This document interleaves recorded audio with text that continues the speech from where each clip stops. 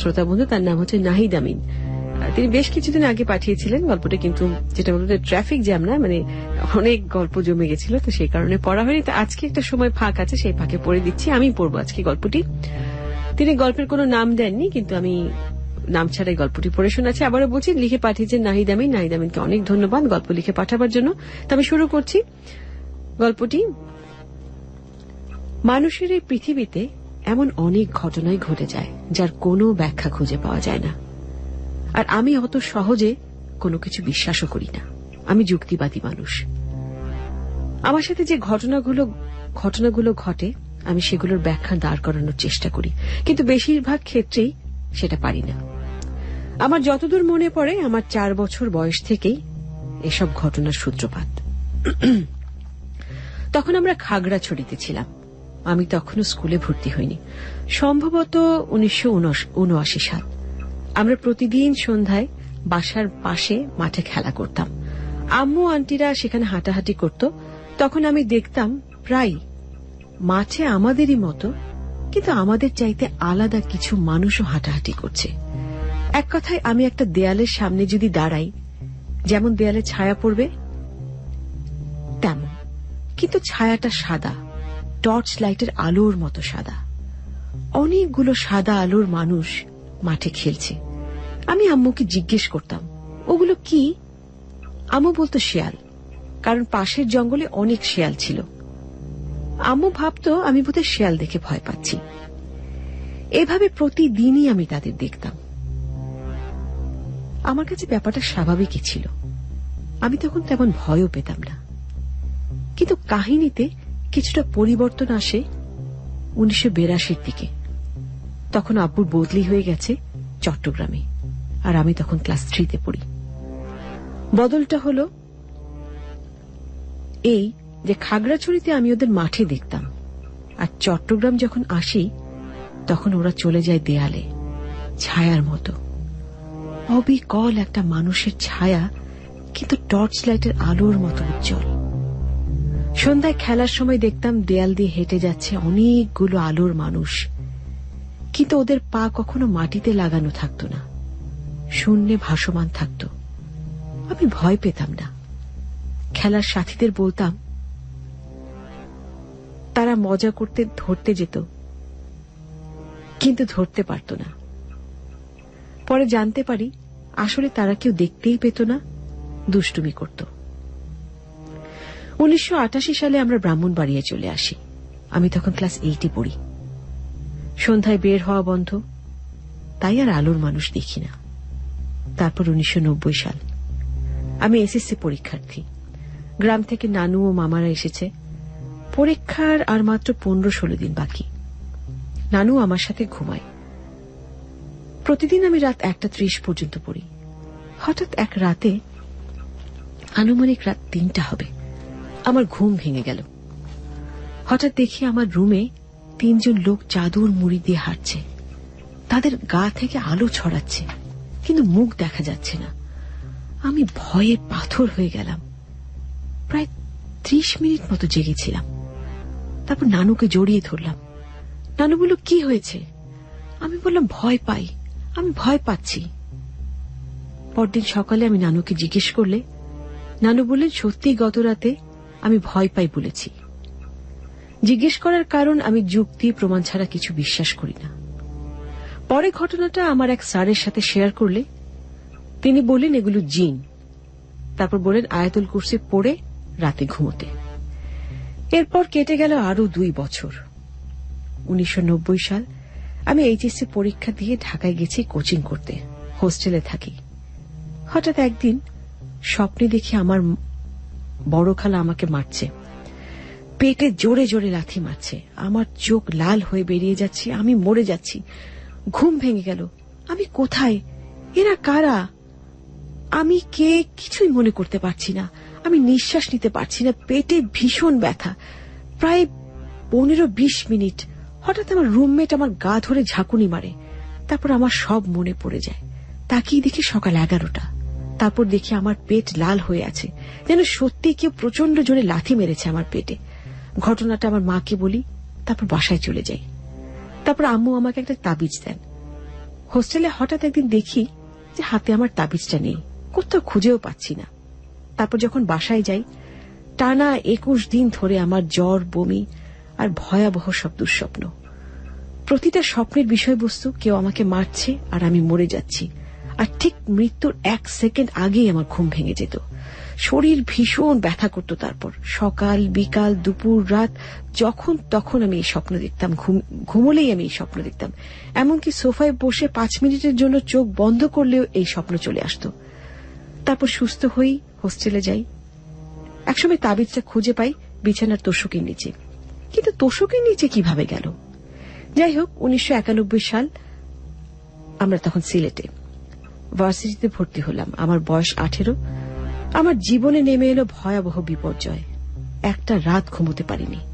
এক কথায় পাগল হয়ে গিয়েছিলাম। স্বপ্নের মাঝে কতবার যে মৃত্যুর হাত থেকে ফিরে আসতাম বলতেও পারবো না। ভয়াবহ সেই চেহারা আমাকে প্রতি রাতে তাড়িয়ে বেড়াত।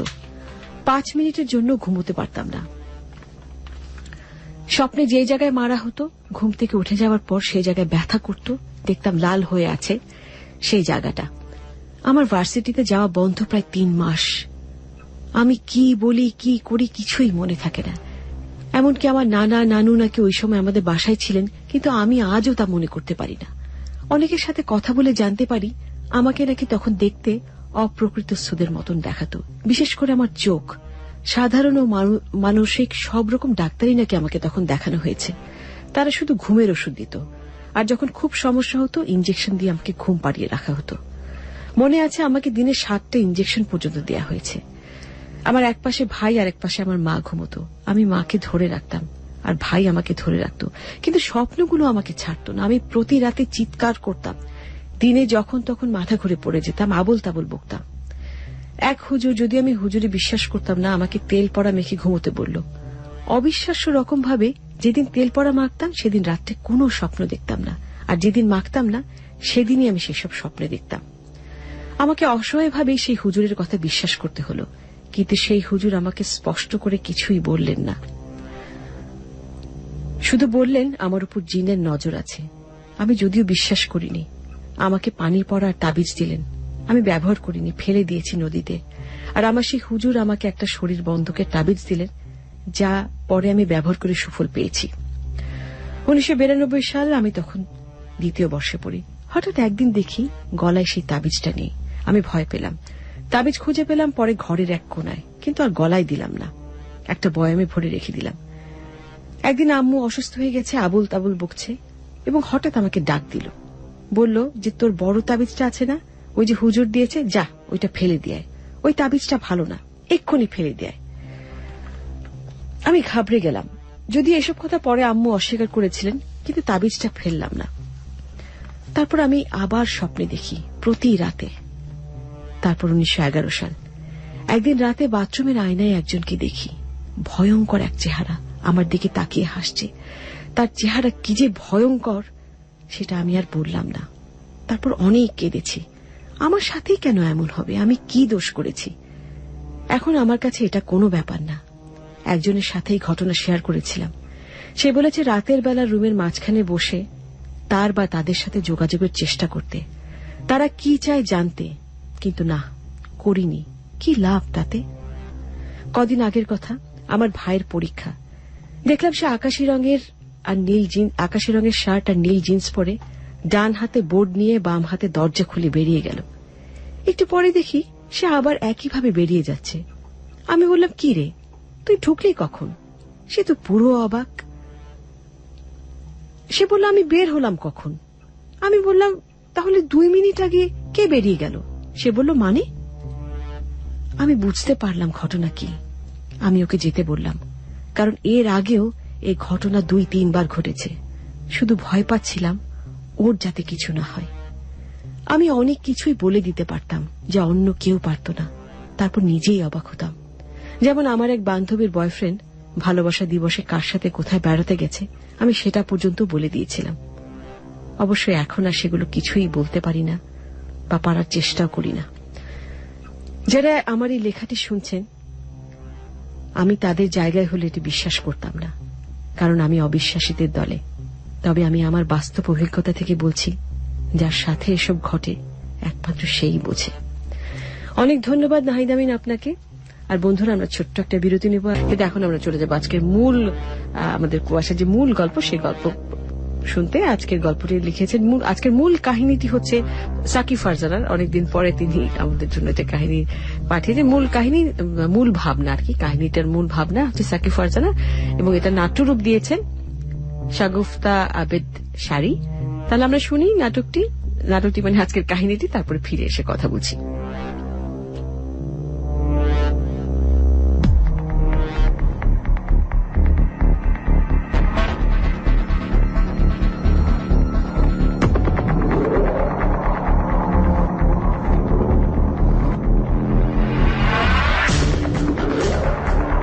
যার যার কৃতকর্মের ফল তো তাকেই ভোগ করতে হবে, আর এটাই স্বাভাবিক। কে জানে কে কখন কিভাবে জড়িয়ে পড়ছে কোন অন্যায় কাজে, আর নিজে হাতেই তৈরি করছে নিজের মৃত্যুকূপ। অন্য কারোর ক্ষতি করতে গিয়ে নিজেরই অমঙ্গল ডাকে অনেকেই। আপনি দেখেছেন কি কখনো এমন অমঙ্গলের ডাক?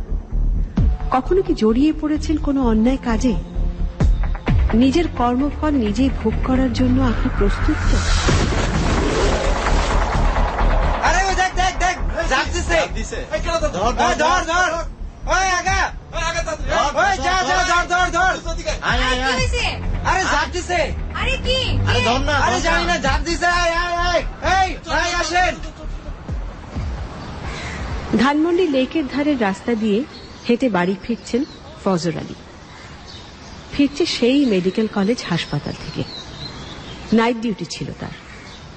বয়স হয়েছে যথেষ্ট। শরীরে বাসা বেঁধেছে ডায়াবেটিস, যা নাকি বড় লোকের ব্যায়াম। প্রতিদিন ইনসুলিন নিতে হয়। মাসে একদিন বারডিমে গিয়ে পুরো মাসের ইনসুলিন একবারই নিয়ে আসেন। বুদ্ধি করে এক মেডিকেলের ডাক্তারকে ধরে পাশ করিয়ে নিয়েছে। কিন্তু তাহলে কি হবে? কিছুতেই খাওয়া দাওয়া কম করতে পারেন না। ৩-৪ বেলা থালা ভর্তি ভাত পেটে পুড়তে না পারলে শরীরে চলবে না, আর মিষ্টি পেলে তো কথাই নেই। মেডিকেলে যেই বিভাগে ফজর আলীর কাজ, সেখানে প্রায় বকশিস হিসেবে মিষ্টির বন্যা বয়ে যায়। তাই এত মিষ্টি খাওয়ার অপরাধটাকে ধামাচাপা দেওয়ার জন্য সকালের এই হাঁটা। বাড়ি ফেরার ভাড়াটাও মা, এক ঢিলে দুই পাখি আর কি। কিন্তু 7 সকালবেলা এই লেকের পাড়ে তাকে কে ডাকছে? তাও আবার মেয়ে মানুষের গলা। পেছনে ফিরে আরো অবাক হয়ে ফজর আলী। একটা মেয়ে, লাল টুকটুকে বেনারসি পরা, গা ভর্তি গহনা, এই সময় এই জায়গায় এরকম একটা বউ কি করছে? কেডা? তুমি কি আমারে ডাকো? হ্যাঁ দাদু, সেই কতক্ষণ ধরে ডাকছি, শুনতে পান না? দাদু, আচ্ছা আমারে কেন ডাকো? আমারে দিয়ে তোমার কি কাম? বলছি একটু জিরিয়ে নেই, দাঁড়ান। আচ্ছা, একটু বসবেন আমার সাথে? ওই যে চলেন না, ওই বেঞ্চটায় গিয়ে বসি। কিন্তু আমার তো বাড়ি ফিরতে হইব। সারা রাত জায়গা ছিলাম, এখন বাড়ি গিয়ে যদি না ঘুমাই কাল। প্লিজ দাদু, আমি খুব বিপদে পড়েছি। এই মুহূর্তে কারো সাহায্য আমার খুব প্রয়োজন। আচ্ছা ঠিক আছে, আমি যাইতাছি, চলো। মেয়েটা এমন ভাবে দাদু দাদু করছে, কি এক মায়ায় ফজর আলী তার কথা শুনতে রাজি হয়ে যায়। বহু বছর অনেক চেষ্টা করেও বাচ্চা হয়নি ফজর আলীর। কত স্বাদ ছিল, ঘর ভর্তি ছেলে মেয়ে, নাতি পুতি, খিলখিল করবে। সাধ্য ছিল না, কিন্তু স্বাদ ছিল। কিন্তু কপালে না থাকলে আর কি করা। তাই দাদু ডাকটা শুনে কানটা জুড়িয়ে গেল ফজর আলীর। মেয়েটার সাথে তাই বেঞ্চে গিয়ে বসল সে। আচ্ছা বলো, কি বলবা বলো। আমার নাম দীপা, আমার বাড়ি সিরাজগঞ্জে। আমি খুব বড় বিপদে পড়েছি দাদু। আমার এখন সাহায্যের প্রয়োজন। আমি একা কিচ্ছু করতে পারবো না। আপনি কি আমাকে সাহায্য করবেন? আচ্ছা কি করতে হইব সেইটা তো কও আগে। আমাকে সাহায্য করতে হলে যে আমার পুরো গল্প আপনাকে শুনতে হবে। আপনি কি শুনবেন? অনেক সময় লাগবো নাকি? কাল সারা রাত ঘুমাইনি। না না, খুব বেশি সময় নেব না। আমি এমনিতেই খুব চুপচাপ, বেশি কথা বলতে আমি নিজেই পছন্দ করি না। প্লিজ দাদু। কিন্তু তোমার পরনে বিয়ার পোশাক কেন? বিয়ার আসর থেকে ভাইকে আইছো নাকি? দেখো মাইয়া, আমি কিন্তু তোমার সাহায্য করতে গিয়ে নিজে বিপদে পড়তে পারুম না। সেই কথাই তো বলার চেষ্টা করছি, কিন্তু আপনি তো শুনছেনই না। ভয় পাবেন না, আমি পালাইনি, আমার বরই পালিয়ে গেছে। ফজর আলীর তো চক্ষু চড়ক গাছ। মেয়েটা বলে কি? এত মিষ্টি মেয়েটাকে ফেলে ওর বর পালিয়ে যাবে? তাই কখনো হয় নাকি? আচ্ছা, মেয়েটা তাকে বোকা বানাচ্ছে না তো? আবার কোনো ঝামেলায় ফেলে দেবে না তো? অবশ্য মেয়েটাকে দেখে মনে হচ্ছে না যে সে বাটপার গোছের কিছু। আর এমন ভাবে দাদু দাদু করছে, না আর পারা যাচ্ছে না। শুনতেই হবে তার কাহিনীটা কি। তোমার বর তোমারে ফেলা পালাই গেছে? তা বিয়া কইরা পালাইছে নাকি না কইরাই পালাইছে? বিয়ার করলো কই? তা আমারে কি করতে হইব সেইটা এবার কও দাদু ভাই। আমি প্রতিশোধ নিতে চাই, আর আপনার আমাকে সাহায্য করতে হবে। দেখো দেখি আজকালকার পোলা পাইন, জানা নাই শোনা নাই বিয়া করতে ঝাঁপায় পড়লো। এমন খাম খেয়াল করলে জীবন চলে দাদু ভাই? যা হয়েছে ভালো হয়েছে, এখন যাও তুমি তোমার বাপ মার কাছে ফিরে যাও দাদু ভাই। আমার যে বাড়ি ফেরার আর কোনো রাস্তা নেই দাদু। আমাকে যে ও এভাবে ঠকাবে আমি তো তা বুঝতেও পারিনি। বাড়িতে যত গহনা টাকা পয়সা যা ছিল সবকিছু নিয়ে আমি বের হয়ে এসেছিলাম। বাড়ির কেউ আমার মুখও দেখবে না। ওইটা তোমার মনের ভয় দাদু ভাই। বাপ মার কাছে সন্তান অন্যরকম জিনিস রে দাদু ভাই। এত সময় পর তোমার কাছে পাইলে দেখবা ওগুলো হুশ থাকবো না, সব ভুলে যাইব রে দাদু ভাই। কিন্তু আমি যে আর ফিরে যেতে পারবো না দাদু। ওই পথে আমার আর ফেরা হবে না, কোনো দিন না, কোনোভাবেই না, কিছুতেই না দাদু, কিছুতেই না। কিন্তু কিন্তু আমি যে আর ফিরে যেতে পারবো না দাদু। ওই পথে আমার আর ফেরা হবে না, কোনো দিন না, কোনোভাবেই না, কিছুতেই না, কিছুতেই না দাদু। দীপার কান্না দেখে ফজর আলীর চোখও ভিজে আসে। আহারে, খুব কষ্ট পেয়েছে মেয়েটা। ও যে ছেলেটার কথা বলছে সেই ছেলেটা সম্ভবত অনেক বড় বিশ্বাসঘাতকতা করেছে দীপার সঙ্গে। কিন্তু আজকাল তো এটা খুব স্বাভাবিক বিষয়। বিশ্বাসঘাতকতা, প্রতারণা, আজকাল তো এগুলো প্রেমেরই আরেক রূপ। আর তাই তো বেড়েই চলেছে প্রতিশোধ দেবার স্পৃহা। তবে তো দীপার প্রতিশোধ নিতে চাওয়াটা কোনো অন্যায় নয়, এটা তার ভালোবাসা বহিঃপ্রকাশের একটা মাধ্যম। তবে তো দীপার প্রতিশোধে ফজর আলী তাকে সাহায্য করতেই পারে। ফজর আলীর যদি সন্তান থাকতো তবে তো দীপার মতো একটা নাতনিও তার থাকতে পারত। ফজর আলী কি সাহায্য করবে দীপাকে? আচ্ছা, কি সাহায্য চাইতে পারে দীপা ফজর আলীর কাছে? ফেরার জন্য তো ঘর ছেড়ে বেরিয়ে আসিনি দাদু। আমি আর ফিরে যেতে পারবো না। কিন্তু তুমি যে কামে ঘর ছেড়ে আসছিলা, বাপ মা ছেড়ে আসছিলা, সেইটাও তো হয় নাই। তুমি এখন বাড়ি ফেরা না গেলা কই যাইবা, কি করবা, কি খায়া বাসবা? আজকালকার পোলাপান জীবনটারে যত সহজ ভাবে, জীবনটা অত সহজ না রে দাদু ভাই। কার কাছে যাওয়ার কথা বলছেন? বাবা মার কাছে? তাদের ভালোবাসাকে দূরে ঠেলে দিয়েই তো একজনকে ভালোবেসেছিলাম। বাবা মার ভালোবাসাকে যথেষ্ট মনে করিনি। সেই জন্যই তো আর একজনের টানে ঘর ছাড়া হয়েছিলাম। ভেবেছিলাম সব ভালোবাসা আমি একজনের কাছেই পাবো, সেই একজনই আমাকে সবকিছু দিয়ে ভরিয়ে দেবে।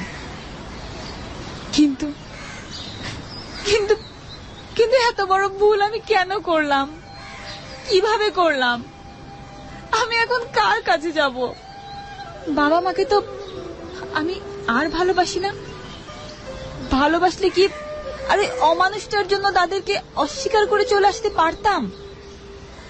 এটা তো অভিমানের কথা দাদু ভাই, আস্তে আস্তে সব অভিমান চলে যাইব, কিচ্ছু মনে পড়বো না এক সময়। আমি ভুলতে পারবো না দাদু। আমার সাথে কি হয়েছে তা আপনি কল্পনাও করতে পারবেন না। আপনি যদি বুঝতে পারতেন তাহলে তাহলে অন্তত এসব কথা আমাকে বলতেন না। আচ্ছা আচ্ছা, কি হয়েছে এটা আগে বলো, আমার সব খুলে বলো তুমি। বলছি, ওর মার নাকি আমাকে পছন্দ না।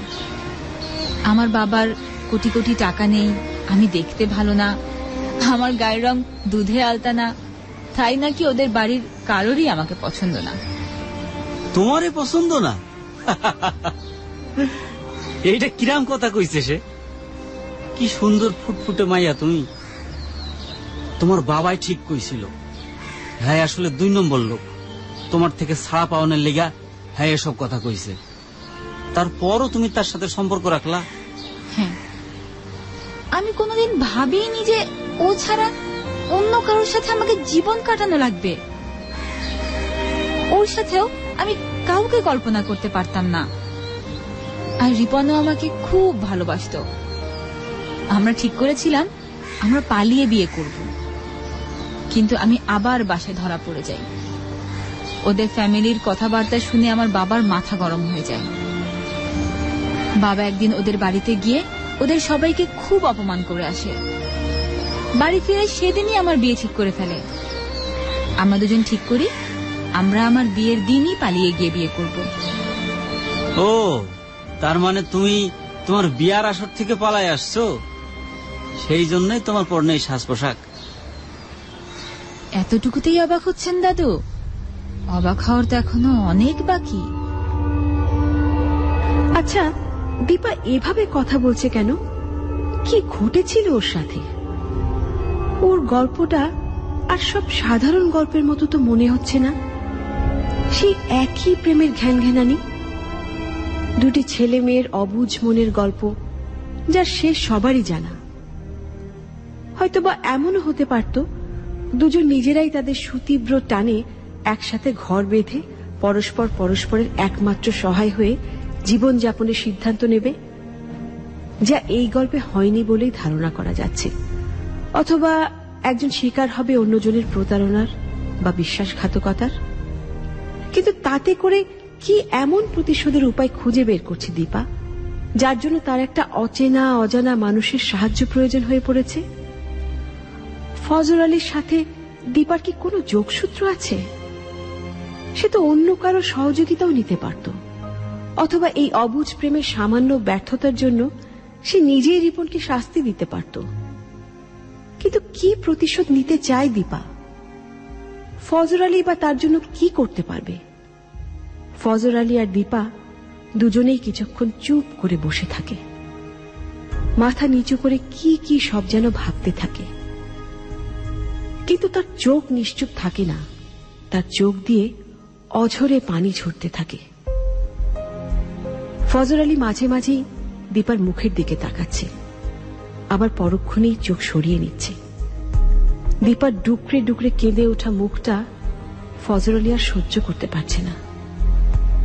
দীপার সাথে আর কি হয়েছে তা জানার প্রবল ইচ্ছায় আর থাকতে না পেরে বলে ওঠে ফজর আলী,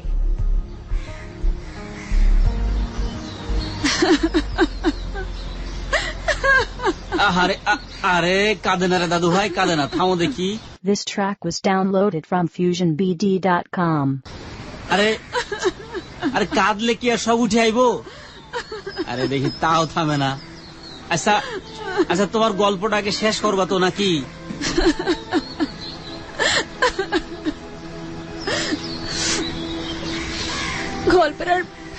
গল্পের আর শেষ কি?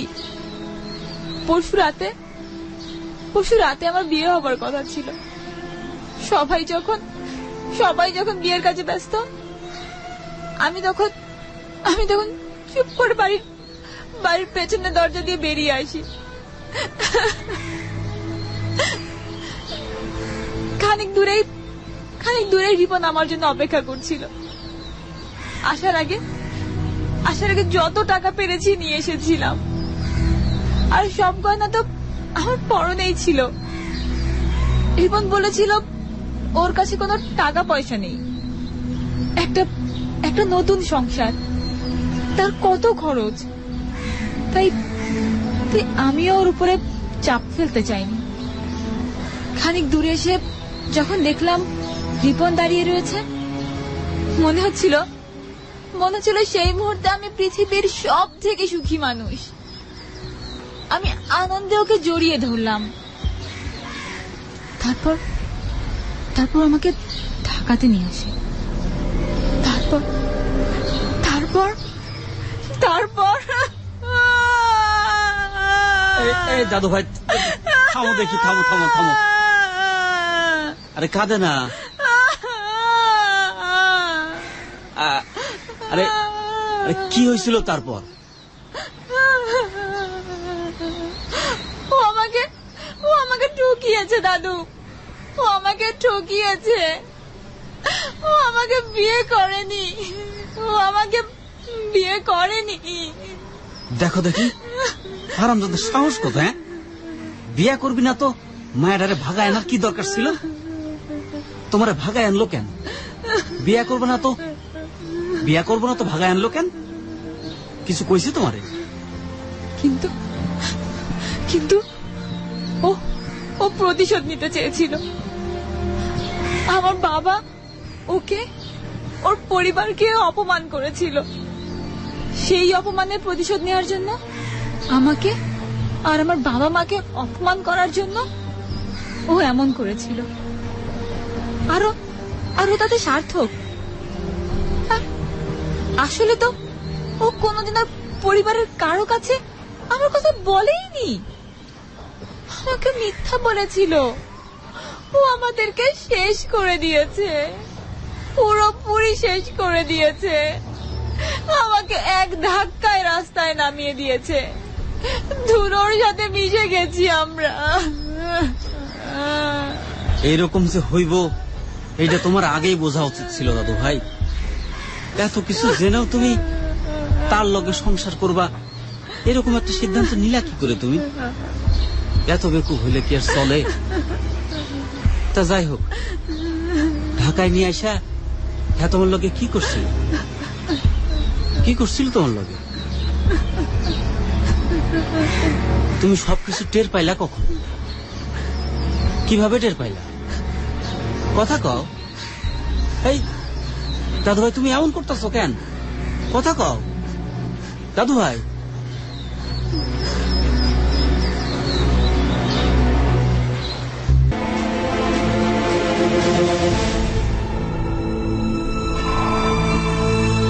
দীপা কেমন যেন অস্বাভাবিক আচরণ করতে থাকে। ওর সারা শরীর থরথর করে কাঁপতে থাকে, ছটফট করতে থাকে সে। ফজর আলী খুব ভয় পেয়ে যায়। আর এরই মধ্যে আশেপাশে লোকজনের চোখেও পড়তে শুরু করেছে বিষয়টা। এই কোন কেলেঙ্কারিতে জড়িয়ে পড়ল ফজর আলী? আর দীপাই বা কেন এমন করছে? ওর শরীরের কাপড়গুলো থাকছে না ঠিক মতো। ফজর আলী খুব অস্বস্তিতে পড়ে যায়। তারপর আর না থাকতে পেরে ধমকে ওঠে ফজর আলী।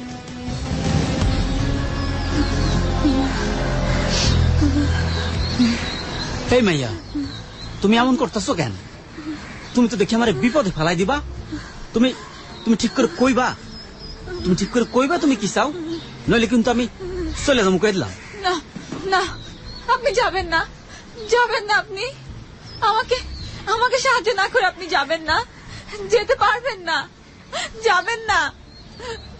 দেখো, আর একটাও বাড়তি কথা না কইয়া আমার কি করতে হইব সেইটা কও তুমি। রিপনকে মেরে ফেলতে হবে। কি কইলা? হ্যাঁ, রিপনকে মেরে ফেলতে হবে। মেরে ফেলতে হবে ওকে। কি কইতাছো তুমি? তোমার মাথা ঠিক আছে তো? তুমি কি কইতাছো বুঝা কইতাছো?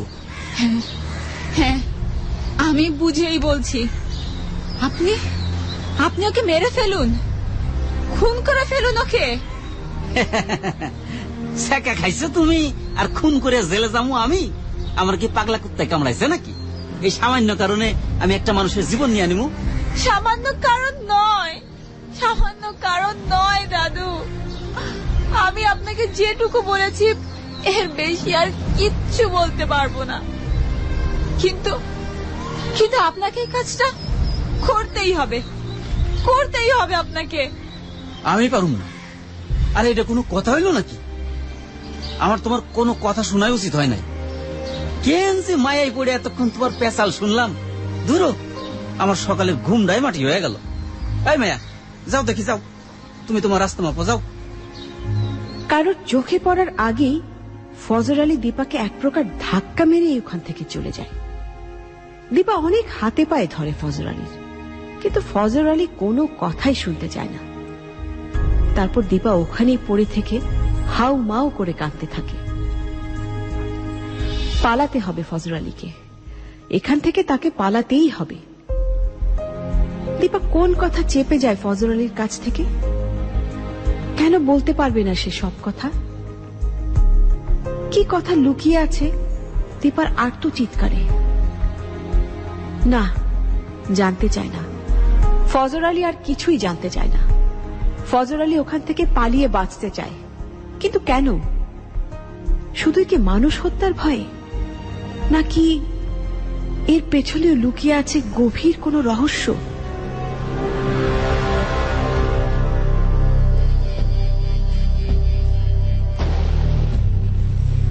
বাড়ি ফিরেও ফজর আলী স্থির হতে পারে না।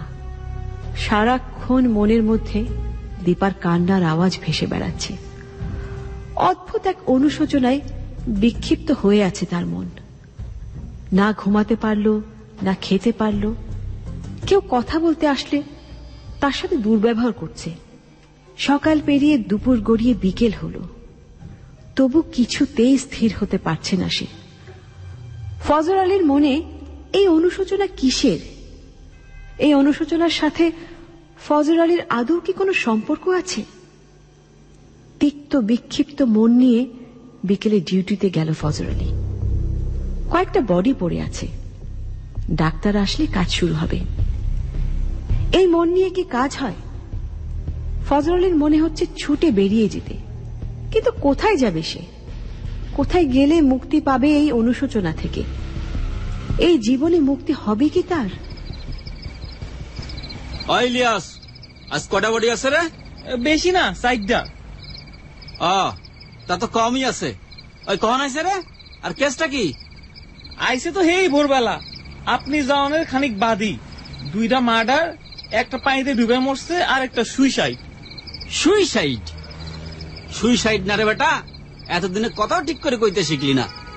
বল সুইসাইড। ওই হইল চাচা, সুইসাইড সুইসাইড। সব বেটা, তুই আর মানুষ হইবি না কোনোদিন। ওই ডাক্তার আইবে কখন? ইন্টার্ন ডাক্তারদের মিছিল চলতেছে, 10টার আগে তো আইতে পারবো বলে মনে হয় না। আরে ধ্যাত্তেরি, ভাবলাম চট জলদি কাম শেষ করে বাসায় যাবো, তার হইল না। কেন চাচা, আপনার শরীরটা কি ভালো না? না মানে ওই আর কি। বয়স তো আর আপনার কম হইল না। 2 দিনের ছোকরা আমার লগে মস্করি করস তুই? কানের উপরে একখান দিমু, যা নিজের কাজ করে গিয়ে যা। ফজর আলী সবার সাথে এরকম খিটখিট করতে থাকে, কিন্তু কাজের চাপেই হোক বা মানুষের কথার ভিড়ে। ফজর আলী আজ সকালের বাজে অভিজ্ঞতার কথাটা অনেকটাই ভুলে যায়। প্রায় 10:30টার দিকে ডাক্তার আসে। ফজর আলীকে নেমে পড়তে হয় কাজে। ফজর আলীর কাজটা কি সেটা গল্পের এই পর্যায়ে বলা যেতে পারে। ফজর আলী একজন ডোম, লাশ কাটা ঘরে লাশ কাটাই তার কাজ। সঙ্গে একজন ডাক্তার থাকেন ঠিকই, কিন্তু সব কাজই তাকে করতে হয়। ডাক্তার শুধু দেখে পরীক্ষা নিরীক্ষা করে রিপোর্ট লিখে দেয়, এদেশের যে নিয়ম আর কি। যান্ত্রিক রোবটের মতো ফজর আলী লাশগুলো কাটতে থাকে। অবশ্য এই কাজে ইমোশনাল হলে তো আর চলে না। বেশি তো না, মাত্র 4টা লাশ। এর মধ্যে 2টা ছেলের লাশ আর বাকি 2টা মেয়ে। ছেলে দুটোর লাশ কাটা হয়ে গেছে, সাধারণ মার্ডার, গুলি করে হত্যা। একটা মেয়েরও রিপোর্ট শেষ, অল্প বয়সী মেয়ে, পরীক্ষায় ফেল করে বিষ খেয়ে সুইসাইড। আর আরেকটা লাশ কেটে ফেললেই ফজর আলীর কাজ শেষ। যত রাতই হোক, আছে বাড়ি ফিরবেই। কত দিন হয়ে গেল রাতের ঘুমের স্বাদ পায়নি ফজর আলী। ফজর আলী শেষ লাশটা কাটতে থাকে। নদীতে পাওয়া গেছে এই লাশটা, সম্ভবত এটাও মার্ডার কেস। ডাক্তার বডির মুখ হাত পা নেড়ে পরীক্ষা করতে থাকে, আর ফজর আলী টুকরো টুকরো করছে মেয়েটার শরীর। একে একে বের করে আনছে ফুসফুস, কিডনি, লিভার। ডাক্তারদের মতো অত আয়েশ করে নেড়ে ঘেটে দেখার ধৈর্য তার নেই। কিন্তু ডাক্তার হঠাৎ এত উত্তেজিত হয়ে পড়ল কেন? আরে এটা তো রেপ কেস বলে মনে হচ্ছে, দেখি তো। ফজর আলীর মেজাজটাই চড়ে যায়। এবারে বডিটার পেছনে প্রচুর সময় বের করবে এসব ডাক্তার। এসব রেপ কেস পেলেই যেন ডাক্তারদের আগ্রহ আরো বেড়ে যায়। ডাক্তারেরা কি যে মজা পায় হেরাই জানে। একটা মরা সেরা বেড়া লাশ নিয়ে এত কুইটা কুইটা দাহনের কি আছে? যত সব নোংরামি। ফজর আলী ভীষণ বিরক্ত বোধ করে। কিছু বলাও যায় না, আবার সহ্য করা যায় না এমন অবস্থা। লাশটার দিকে তাকাতেও তার যেন কেমন লাগছে।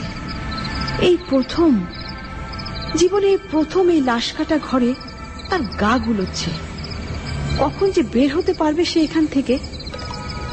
হঠাৎ করে চোখ পড়ে যায় মেয়েটার দিকে। মেয়েটার শরীরটা তো এতক্ষণ তার সামনেই পড়েছিল।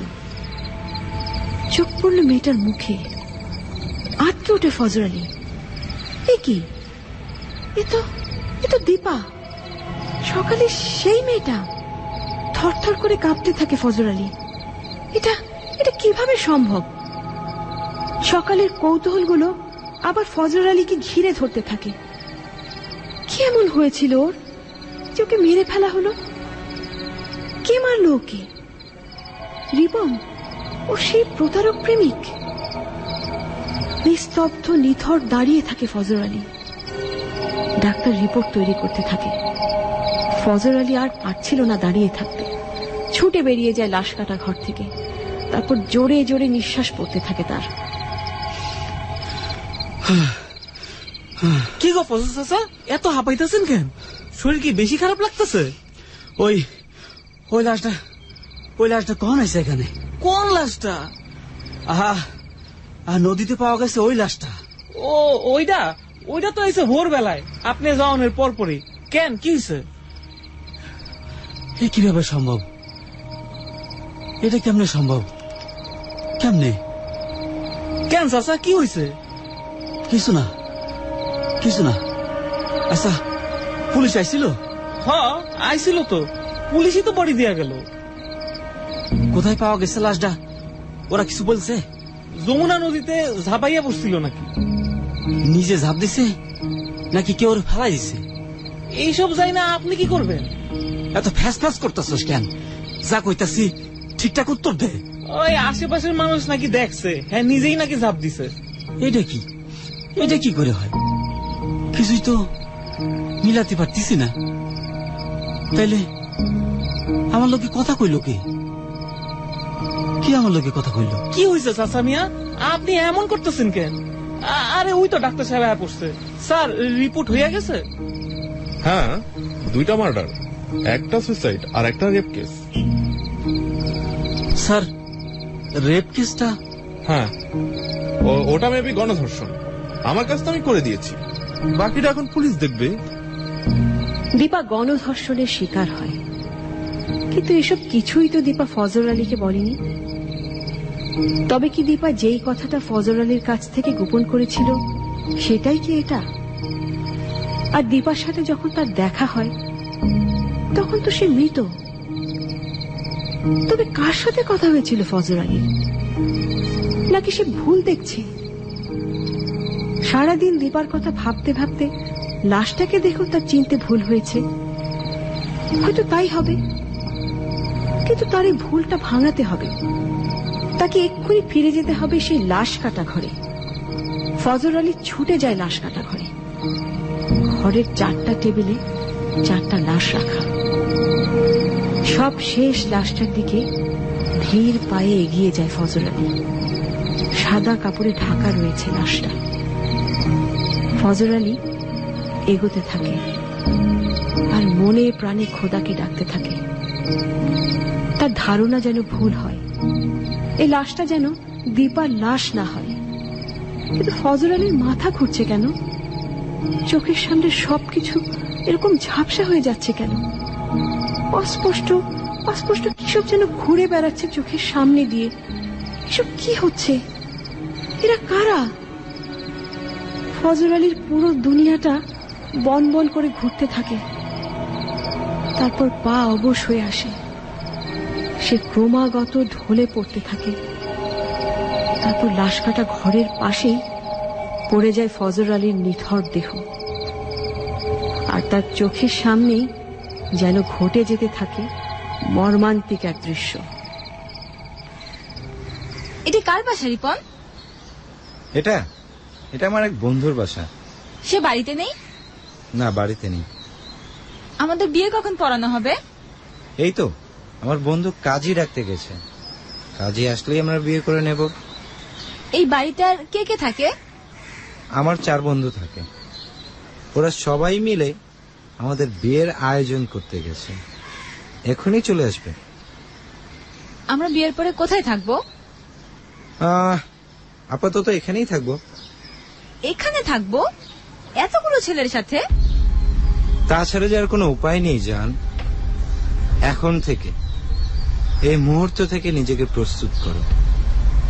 সামনে অনেক কিছু সহ্য করতে হবে, অনেক কিছু মেনে নিতে হবে। স্ট্রাগল তো শুরু মাত্র। হ্যাঁ, আমাদের দুজনকেই অনেক কষ্ট করতে হবে। তবে আমার মনে হয় আমাদের বেশি দিন কষ্ট করতে হবে না। আমরা খুব তাড়াতাড়ি সুখের মুখ দেখব। আর দেখো, একদিন আমাদের বাবা মা ঠিক আমাদের মেনে নেবে। দুজনকে কষ্ট করতে হবে না দীপা, একজনের কষ্টই যথেষ্ট। আমি যে কোনো কষ্ট করতে পারবো না। আচ্ছা বাবা, ঠিক আছে, আমি তোমাকে কষ্ট করতে দেব না। তোমার ভাগের সব কষ্ট আমার। আমার ভাগে যে আর কোনো কষ্ট নেই। আমার ভাগের কষ্ট তো আমি করেই ফেলেছি। তোমার বাবা আমাকে সেই কষ্ট দিয়েছে। তুমি এখনো ভুলতে পারোনি না? ওসব ভুলে যাও না প্লিজ। আমরা তো ওসব ভুলেই নতুন করে জীবন শুরু করতে চেয়েছি। আর এসব মনে রাখলে আমরা তো কোনোদিনও শান্তি পাবো না। আমরা দুজনেই নতুন জীবন শুরু করব, কিন্তু একসাথে নয়, আলাদা আলাদা। মানে আমার জীবনে তোমার কোনো স্থান নেই। তোমার বাবা যা করেছে আমার সাথে, তা আমি কোনোদিনও ভুলতে পারবো না। এসব এসব তুমি কি বলছো রিপন? ঠিক বলছি। খুব বিয়ের স্বাদ জেগেছিল না? আজকালকার মেয়ে হয়ে তোমার চিন্তা ভাবনা এত ব্যাকডেটেড। আর তোমার মতো মেয়েকে বিয়ে করব আমি? কোনোদিনও না। দীপা, তুমি মনে হয় এতদিনও আমাকে বোঝোনি। আরে বোকা মেয়ে, তোমাকে বিয়ে করার কোনো উদ্দেশ্যই আমার ছিল না। তোমার সাথে সময় কাটাতে আমার ভালো লাগতো, তাই সময় কাটিয়েছি, ব্যাস। আর তোমার মতো কত মেয়ের সাথেই তো আমার এরকম সম্পর্ক ছিল, কিন্তু তাদের কেউই তোমার মতো বোকা না। তুমি খুব বেশি বোকামি করে ফেলেছো। এখন এর মাসুল তোমাকে দিতেই হবে। আমি আমি আমি বিশ্বাস করতে পারছি না। তুমি তুমি এসব কথা বলছো? এসব কথা তুমি বলতে পারছো? বিয়ে যখন করবেই না, তবে আমাকে এখানে নিয়ে এলে কেন? বলো, কেন নিয়ে এলে এখানে? উত্তর দাও। তোমার বিয়ের স্বাদ মেটাতে খুব শখ হয়েছিল। হ্যাঁ, দাঁড়াও। আয় আয়, তোরা ভিতরে আয়। না না, তুমি আমার সাথে এমন করতে পারো না। আমাকে যেতে দাও। প্লিজ প্লিজ আমাকে যেতে দাও। আমি আর কোনো দিন তোমার সাথে যোগাযোগ করব না। প্লিজ রিপন, প্লিজ আমার এত বড় ক্ষতি তুমি করো না। আমাকে বাঁচাও, কেউ প্লিজ আমাকে বাঁচাও, বাঁচাও। যতই চিৎকার করো না কেন, বাঁচাও। এখানে তোমাকে কেউ বাঁচাতে আসবে না, কেউ না। দোস্তরা চলো শুরু করি।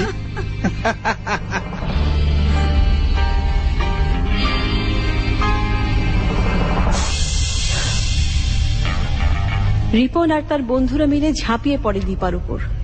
রিপনের যত রাগ সেগুলোও যেন সঞ্চারিত হয় ওর পাষণ্ড বন্ধুগুলোর মাঝেও।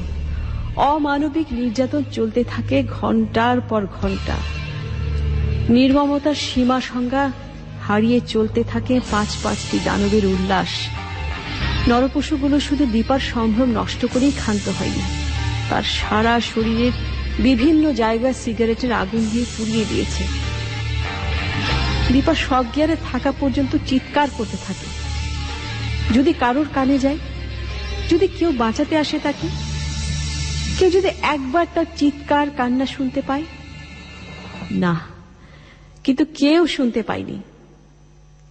যেমন করে শোনেনি ফজর আলী।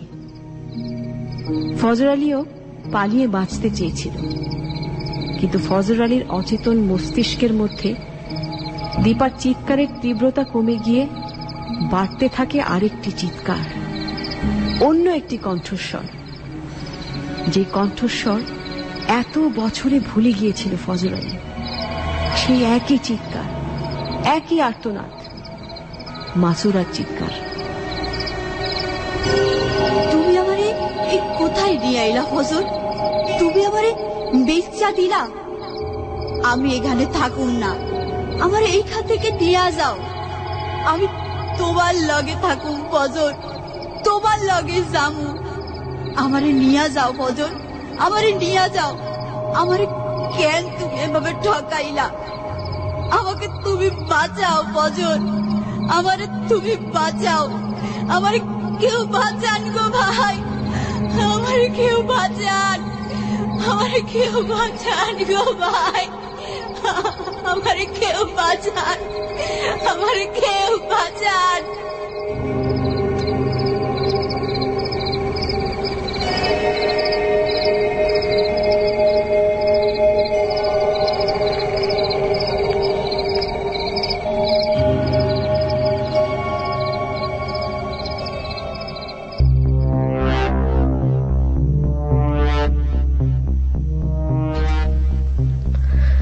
আমরা শুনছি একটি করুণ মেয়ের কাহিনী, যার নাম দীপা, এবং এখানে রয়েছে আরো একটি চরিত্র ফজর আলী এবং একটি পাষণ্ড রিপন, যার নাম, যে কিনা, আর রিপন যে কিনা দীপাকে বিয়ের মিথ্যা প্রলোভন দেখিয়ে নিয়ে এসেছিল ঢাকায়, কিন্তু তারপর তাকে সে প্রতারণা করেছে, বিয়ে করেনি, এবং আমরা দেখি তাকে সে কিভাবে নির্যাতন করেছে, এবং নির্যাতন করার ফলে কি হয়েছিল সেটা আমরা জানি না। মানে কি, আমরা দেখতে পেয়েছি যে ফজর আলী লাশ কাটা ঘরে কাজ করে, একজন ডোমের কাজ করে। ডোমের কাজ করতে গিয়ে সে দেখতে পায়, দেখে আঁতকে উঠে সে একটি মুখ, যে মুখটি সকালবেলায় তার সঙ্গে, যে মুখটির সঙ্গে তার সকালবেলা দেখা হয়েছিল লেকের পাড়ে, যে তাকে দাদু বলে সম্বোধন করেছিলেন, এবং সে খুব অবাক হয়ে গেছে যে তার মৃত্যুর সময় শুনে যে তার সঙ্গে যখন দেখা হয়েছিল ফজর আলী, তার আগেই তার মৃত্যু ঘটেছিল। তাহলে কি করে দীপা লেকের পাড়ে ফজর আলীর সঙ্গে দেখা করলো? সেই সময় তো সে জীবিতই ছিল না। কিন্তু এরপর আরো একটি নাম চলে আসে, মাসুরা। ঠিক আমরা শেষ করবার আগে যেটা শুনেছি, নামটি মাসুরা। কে এই মাসুরা আমরা কিন্তু এখনো কিছু জানি না, সেটা আমরা জানবো ছোট্ট একটা বিরতি নিয়ে।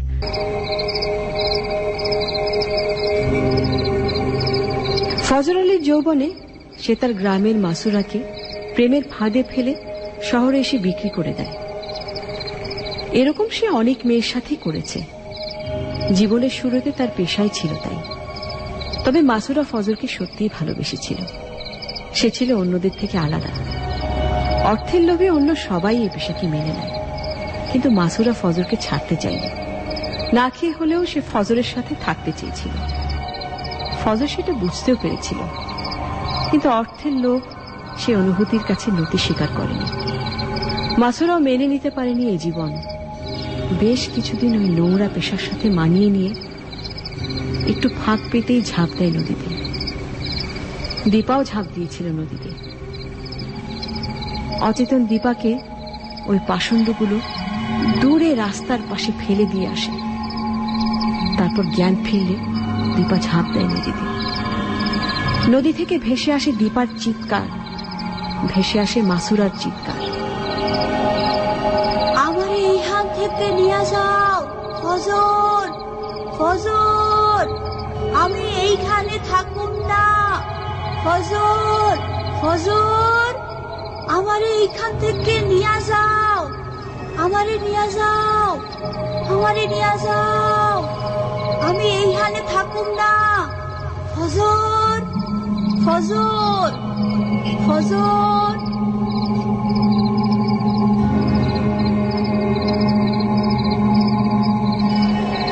অচেতন ফজর আলী ডাক শুনে চেতন ফিরে পায়। কতক্ষণ সে এভাবে পড়েছিল সে জানে না। ধীরে ধীরে উঠে দাঁড়ায় সে। মাথাটা এখনো তার ঝিমঝিম করছে। লাশকাটা ঘরটা খুটখুটে অন্ধকারে ছেয়ে আছে। হঠাৎ একটা লাশের উপর একটা স্পটলাইট জ্বলে ওঠে। চমকে উঠে ফজর আলী কয়েক পা পিছিয়ে যেতে আরেকটা টেবিলের সাথে ধাক্কা খায় সে। তারপর সেই লাশটার উপরেও লাইট জ্বলে ওঠে। লাশ দুটি যেন তাকে ঘিরে ধরে আছে। বের হওয়ার কোনো রাস্তা পাচ্ছে না ফজর আলী। সাহস করে লাশ দুটোর দিকে তাকায় সে। একটা লাশের মুখের ওপর থেকে কাপড় সরানোর জন্য হাত বাড়ায় ফজর আলী। কাঁপা কাঁপা হাতে চাদরের উপর হাত রাখে ফজর আলী। একটু একটু করে সাহস সঞ্চয় করে এক টানে সরিয়ে ফেলে সাদা চাদরটা।